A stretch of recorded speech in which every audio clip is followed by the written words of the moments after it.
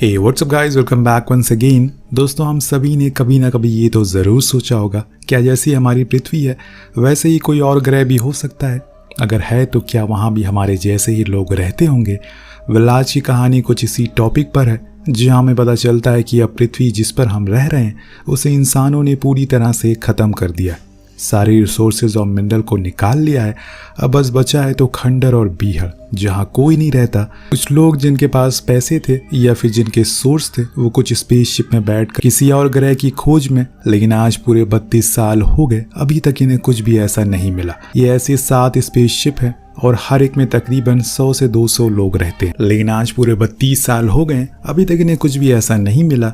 यहाँ से 7 स्पेसशिप मौजूद हैं और हर एक में तकरीबन 100 से 200 लोग हैं जो कि ऐसे अपनी ज़िंदगी को गुजार रहे हैं। यहाँ हमें ये भी बताया जाता है कि ये लोग कभी कभी ट्रेनिंग करने के लिए खुद के बनाए हुए बैटल फील्ड में जाते हैं, जो कि सेम हूबहू पृथ्वी जैसा ही है, जिससे कि आप अंदाज़ा लगा सकते हैं कि अभी के समय में ये कितने एडवांस हो चुके हैं। इस बीच हम कमांडर जैकी को देखते हैं जो सभी को ट्रेन करते हैं ताकि किसी भी मुसीबत में ये लोग खुद को सेफ रख सके। इस बीच वो सभी को बुलाते हैं और उन्हें मैप में दिखाते हुए बताते हैं कि उन्हें आज एक एरिस नाम का प्लैनेट मिला है जो कि सेम पृथ्वी जैसा ही है, और ये मौका हमें 32 साल बाद मिला है, इसीलिए हमें इसे गंवाना नहीं है। मैंने कुछ लोगों को सेलेक्ट किया जो कि मेरे साथ उस छोटी स्पेसशिप में नीचे जाएंगे ताकि उस प्लैनेट को करीब से देख सकें।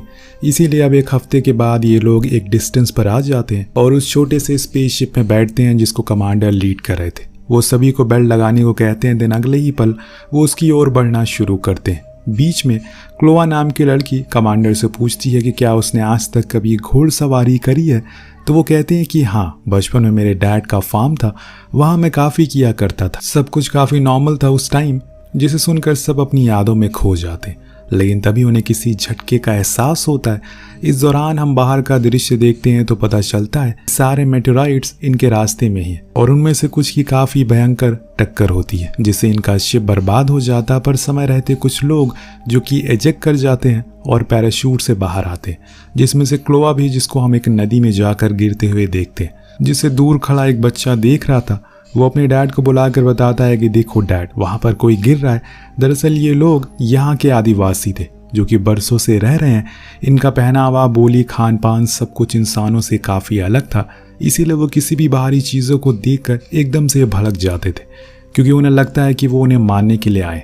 देखते ही देखते वहाँ पर कई ऐसे आदिवासी इकट्ठा हो गए थे जो उस क्रैश हुए स्पेसशिप को देख रहे थे।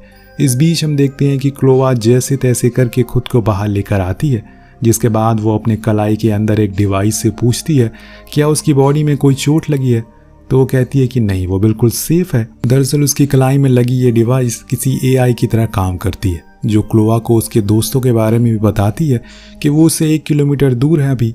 इतने में हम देखते हैं कि आसमानों से आग के गोले गिरना शुरू हो गए जो शायद मेटेराइट्स थे, जिन्हें बचने के लिए क्लोआ वहाँ से भागना शुरू करती है और जाकर नदी में कूद जाती है। थोड़ी दूर तैरने के बाद उसे वहीं पर अपनी एक दोस्त मिलती है जो कि डूब रही थी और इसीलिए वो उसकी मदद करती है और बाहर आने पर वो देखती है कि थोड़ी ही दूरी पर उसका एक और साथी है, लोगों के साथ था। वो तुरंत ही उसके पास जाती है क्योंकि क्रैश के दौरान काफ़ी लोग घायल हो चुके, पर जो भी बच गए थे उनका बहुत ज़्यादा खून बहने के कारण मौत हो जाती है, जिससे क्लोआ को बहुत बुरा लगता है क्योंकि अब वो कहाँ जाए, किससे कांटेक्ट करे।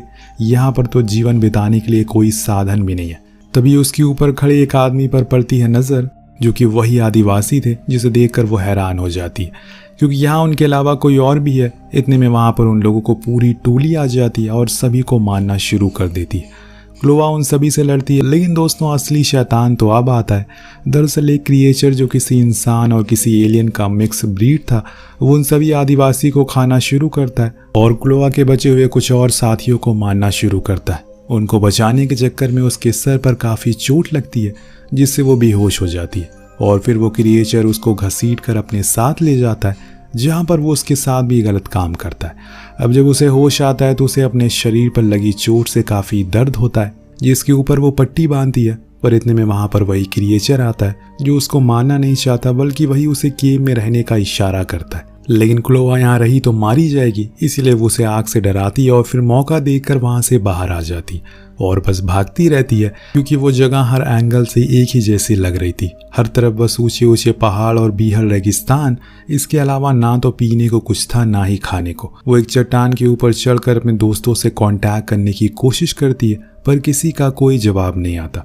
लेकिन इतने में कमांडर उसे कनेक्ट हो जाते हैं, जो उसे पूछते हैं कि क्या वो ठीक है, तो वो हाँ में जवाब देती है और बताती है उसके काफ़ी साथी इस क्रैश में मारे गए, जो कोई भी बचे थे वो कहाँ है अभी कुछ नहीं पता।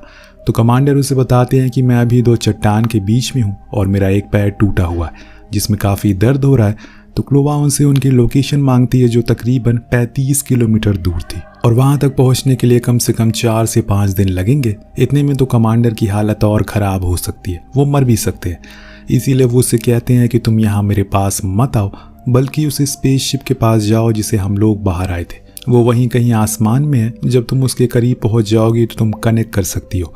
उसके अंदर फर्स्ट एड किट है, वो लेकर मेरे पास आ जाना। क्लोवा उनके ऑर्डर को मान लेती है और फिर निकल जाती है एक ऐसे सफ़र पर जिसकी मंजिल मिलेगी भी या नहीं उसे खुद नहीं पता।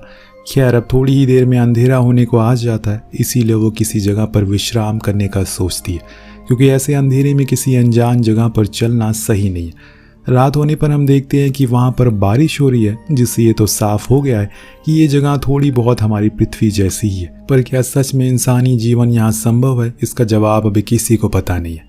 सुबह होने पर वो उस जगह से बाहर आती है और एक लकड़ी को लेकर उसे नुकीला कर लेती है, जिससे वो एक हथियार बना सके। कुछ ना होने से तो यही बेहतर है।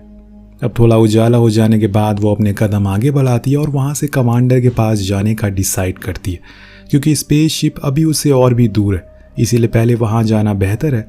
पर बीच में उसे कुछ आदिवासी दिख जाते हैं, जो कि आपस में बातें कर रहे थे कि जो लोग भी आए थे यहाँ पर उनमें से सभी को हमने मार दिया, कोई नहीं बचा। ये सुनकर क्लोवा को बहुत बुरा लगता है, क्योंकि उसके सारे साथी मारे गए थे, पर अभी कमांडर जिंदा है जिनके बारे में इन लोगों को पता नहीं है। इतने में क्लोवा का पैर स्लिप हो जाता है, जिस चक्कर में वो आवाज़ को सुन लेते और उसके पीछे पड़ जाते हैं। हालांकि क्लोवा काफ़ी दूर तक भागती है, जाकर एक पत्थर के पीछे छुप जाती है, जहाँ पर उसको वही आदिवासी दिखता है जो कि अकेले था।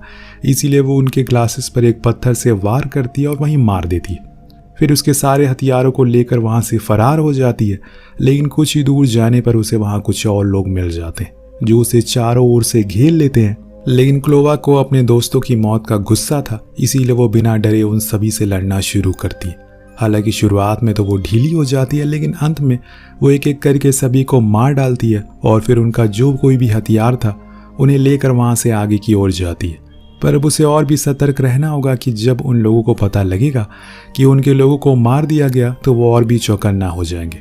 वेलाज ऐसे ही चलते चलते एक दिन और गुजर जाता है। उसने अभी तक ढंग का कुछ भी खाया नहीं है, जिससे कि उसका पेट भर सके। अब शाम होने को आ गई है, इसीलिए वो फिर से वहीं आसरा ले लेती है। सुबह होने पर उसे कहीं से घोड़े की आवाज़ सुनाई देती है, इसीलिए वो उसके पीछे जाती है और देखती है कि वो एक गुफा में फंसा हुआ है, पर वो किसी से डरा हुआ है। इतने में दोस्तों वहाँ पर एक क्रिएचर आता है जो काफ़ी विशाल था। क्लोवा उस पर बहुत वार करती है, लेकिन उसके शरीर की ऊपरी सतह काफ़ी कठोर थी, इसीलिए वो सही मौका देकर उसके नीचे वाले हिस्से पर वार करती है, जिसमें वो एक ही बार में मारा जाता है। इसके बाद वो उसी घोड़े पर बैठने की कोशिश करती है, लेकिन ये उसके लिए मुमकिन नहीं था। वो बार बार कोशिश करती है और आखिर में जाकर उस पर बैठ ही जाती है। फाइनली अब उसका सफ़र थोड़ा आसान हो चुका है। अब वो सीधा उस घोड़े से कमांडर के करीब जाने लगती है। एक रात वो उनसे कनेक्ट करके बताती है, जिसमें वो बताते हैं कि उनके घावों से अब खून बहना बंद हो गया, अब उन्हें चक्कर भी आ रहा है, बहुत ज़्यादा। शायद कुछ ही वक्त उनके पास बचा है। ये सुनकर क्लोवा रात में भी उनके पास जाने के लिए निकल जाती है और सुबह तक वो उनके पास पहुंच जाती है। जब वो हालत देखती है उसकी तो हैरान रह जाती। असल में उनका एक पैर, एक साइड की पसलियाँ टूट चुकी थी। इसीलिए कमांडर कहते हैं कि तुम्हें जाकर उस स्पेसशिप को ढूंढना होगा, जो कि हमसे ज़्यादा दूर नहीं है। लेकिन वो उन्हें छोड़कर जाने से इनकार करती है, पर उसे ऑर्डर देते हैं जो उसे जाना ही पड़ता है। बीच में उसके ऊपर कुछ और क्रिएचर हमला करते हैं, जिनसे बचने के लिए वो पहाड़ों पर चढ़ना शुरू करती है, पर वो वहाँ पर भी आ जाते हैं और उसे मारने लगते हैं। लेकिन क्लोवा उनके ऊपर तीर से हमला करती है और फिर कुछ ही देर में उसे वो क्रैश प्लेन मिल जाता है, जिसके अंदर से वो फर्स्ट एड और टास्क मिशन निकाल लेती है, जिससे कि वो स्पेस में खड़े अपने बड़े वाले स्पेसशिप को सिग्नल दे सके। कुछ देर बाद हम देखते हैं कि एक मिसाइल जैसा आकार का यान स्पेस में चला जाता है और ये बात वो अपने कमांडर को बताती है, जो उसकी तारीफ करते हैं और कहते हैं कि वो यहाँ पर जल्दी से आए, क्योंकि अब उसका दम घुट रहा है। पर इतने में वो देखती है कि कमांडर के पीछे कोई और, बूम, नेटवर्क चला जाता है। अब वो वहाँ पहुँच तो जाती है, लेकिन वहाँ पर कमांडर नहीं थे, बल्कि उनके खून के निशान थे, इसीलिए वो उन्हें ढूंढने के लिए निकल जाती है। पर अब वो बहुत ज़्यादा गुस्से में थी। बीच रास्ते में उसे एक और क्रिएचर मिलता है जो कि उसे बहुत बड़ा था और उस पर भारी पड़ रहा था। दोनों में काफ़ी देर तक लड़ाई चलती है। अब क्लोवा भी अपना दम तोड़ रही थी, लेकिन इतने में पीछे से एक आदिवासी आकर उस क्रिएचर को मार देता है और फिर क्लोवा को उठाकर ले जाता है। जब उसको होश आता है तो उस पर हमला करती है, लेकिन वो आदिवासी उससे कहता है कि वो औरों की तरह नहीं है, उसे मदद की ज़रूरत है। तब क्लोवा रुकती है और उससे बात करती है, पर उसने उसके पेट में चाकू घुसा दिया था, इसीलिए वो उसकी मरहम पट्टी करती है। इस दौरान रोलिन बताता है कि वो उनके साथ का ही है, लेकिन उनकी तरह नहीं है। उन्होंने तुम्हारे कुछ दोस्तों को मार दिया, पर कुछ अभी भी जिंदा है। यहाँ तक कि उन्होंने मेरी बेटी को भी पकड़ रखा है। वो तुम्हें भी पकड़ लेते, लेकिन तुम भाग गई। पर मुझे पता है कि तुम्हारे दोस्त कहाँ हैं। जो सुनकर क्लोवा और वो उसी घोड़े पर एक गुफा के पास जाते हैं, जिसके अंदर वहाँ कुछ क्रिएचर थे जो कि इनके मरे हुए साथियों को खा रहे थे। इसको देखकर ये दोनों उन पर हमला कर देते हैं और फिर घमासान शुरू हो जाता है। लेकिन रोलिन और वो एक ट्रेन सोल्जर, इसीलिए इन्हें ज़्यादा टाइम नहीं लगता उन्हें मारने के लिए। पर मुसीबत अभी आना बाकी थी। अब कमांडर को भी होश आ गया था और कैसी को भी। ये दोनों भी बच गए थे। अब बाहर जाने को कहते हैं, लेकिन रोलिन कहता है कि मेरी बेटी इसी गुफा में है, मैं उसे लिए बिना नहीं जाऊंगा। ये सुनकर कमांडर बहुत गुस्से में आ जाते हैं और कहते हैं कि हम लोग जा रहे हैं, तुम यहीं मरो। पर क्लोवा ऐसा नहीं करने वाली थी, वो उसके बिना तो नहीं जाएगी। इसीलिए वो उस गुफा को स्कैन करके पता लगा लेती है कि वो बच्ची कहाँ पर है, जिसके बाद वो सभी उसके करीब जाने लगते हैं। पर वो जगह बहुत ज़्यादा सक्रिय होती है, इसलिए सभी को उस ओर जाने में दिक्कत हो रही थी। लेकिन फाइनली वो लोग उसे ढूंढ लेते हैं। पर वहाँ तो क्रिएचर की पूरी आर्मी खड़ी थी जो कि इन्हीं का इंतज़ार कर रही थी। पर ये लोग भी तैयार थे। जैसे ही वो नज़दीक आते हैं, कमांडर अपने डिवाइस की मदद से वहाँ पर आग लगा देते हैं और इसी का फ़ायदा उठाकर रोलिन एक एक करके सभी को मार डालता है और फिर ये लोग बाहर आ जाते हैं।